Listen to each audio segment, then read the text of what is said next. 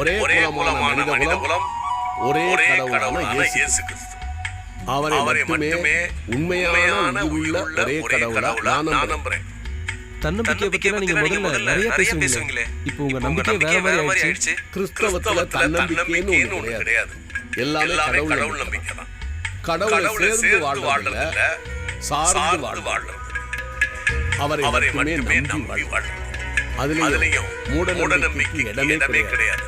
வீட்டு வாசல்ல கடவுள் சிலை இருக்கும், அண்ணாந்து பார்த்தா பூசணிக்காய் தூங்குமே, அது மாதிரி இல்ல.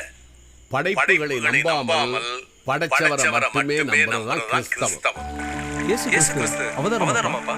அவர் மட்டுமே அவதாரம். அவதாரம் என்பதற்கு பன்மை கிடையாது.